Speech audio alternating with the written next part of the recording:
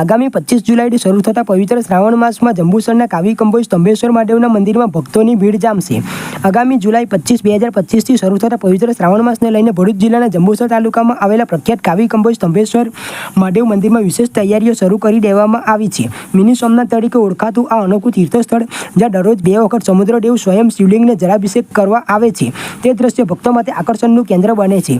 શ્રાવણ માસ દરમિયાન અહીં મોટી સંખ્યામાં ભાવિક ભક્તો દર્શનાર્થે આવતા હોય છે, ત્યારે તેમની સુવિધા માટે મંદિરના અધિષ્ઠાતા સ્વામી વિદ્યાનંદજી મહારાજના માર્ગદર્શન હેઠળ વિશેષ વ્યવસ્થા કરવામાં આવી રહી છે। એવી માન્યતા છે કે મહીસાગર સંગમ તીર્થ પર સ્થિત કાર્તિકેય સ્વામી દ્વારા સ્થાપિત આ શિવલિંગના દર્શન કરવાથી ભક્તોની મનોકામનાઓ પૂર્ણ થાય છે। શ્રાવણ માસમાં ભક્તો બિલીપત્ર, કાળા તલ અને પુષ્પોથી પૂજા અર્ચના કરે છે, તેમજ ઘણા ભક્તો એકટાણો ઉપવાસ પણ રાખે છે। આ પવિત્ર માસ નિમિત્તે મંદિરમાં વિવિધ ધાર્મિક કાર્યક્રમોનું પણ આયોજન કરવામાં આવ્યું છે। ભક્તોને શાંતિપૂર્ણ અને સુવિધાયુક્ત દર્શનનો લાભ મળે તે માટે મંદિર ટ્રસ્ટ દ્વારા તમામ જરૂરી પગલાં લેવામાં આવી રહ્યા છે। ભગવાન સ્તંભેશ્વર મહાદેવનું મંદિર આજે ભરૂચ જિલ્લાના જંબુસર તાલુકામાં આવેલું છે। આ આસ્થાનનો મહિમા સ્કંદ મહાપુરાણના કુમારિકા ખંડમાં ખૂબ વિસ્તારપૂર્વક આપણે બધા જોઈ શકીએ છીએ। જેટલા પણ ધાર્મિક ગ્રંથો છે બધા જ ગ્રંથોમાં સ્તંભેશ્વર મહાદેવનો મહાત્મ્ય મળતો હોય છે।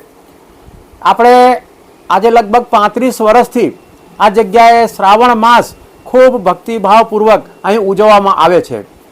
આ મંદિર સમુદ્રની વચ્ચે 2 વખત લુપ્ત થઈ જાય છે, ત્યાર પછી જ્યારે સમુદ્રની ભરતી હટે ત્યારે આ મંદિર દર્શન આપે છે। આ પ્રક્રિયા આજે અહીં વર્ષોથી ચાલતી હોય છે। આ મંદિરમાં શ્રાવણ માસમાં 6 કલાક દિવસે અને 6 કલાક રાત્રે ભાવિક ભક્તો અહીં પૂજા કરતા હોય છે અને આ મંદિરમાં લાખોની સંખ્યામાં શ્રાવણ મહિનામાં આજે દેશ વિદેશોથી આ જગ્યાએ દર્શન કરવા માટે લોકો આવતા હોય છે।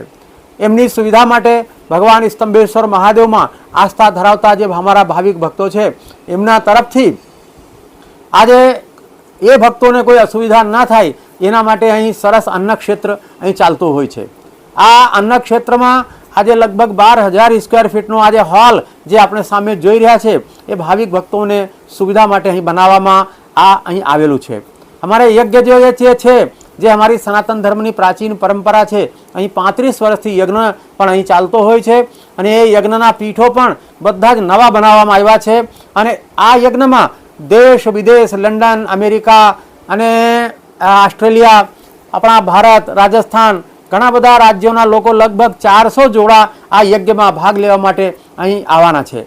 એમની પણ સુવિધા ખૂબ સતત રીતે જળવાઈ રહે એ વ્યવસ્થા પણ આ ભાવિક ભક્તો તરફથી કરવામાં આવી છે।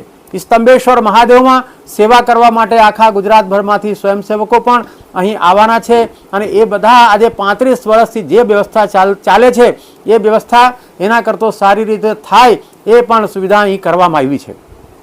અભિષેક કરવામાં આવશે। આ જગ્યાએ શ્રાવણ મહિનામાં ભગવાન સ્તંભેશ્વર મહાદેવમાં જે પણ યજમાનો આવવાના છે એમની એક વિશિષ્ટ પૂજા અહીં કરવામાં આવે છે। જેવી રીતે આજે રુદ્રાભિષેક, લઘુરુદ્ર, મહારુદ્ર, અતિરુદ્ર શાસ્ત્રોમાં ઘણા પ્રકારની પૂજાઓ લખેલી છે।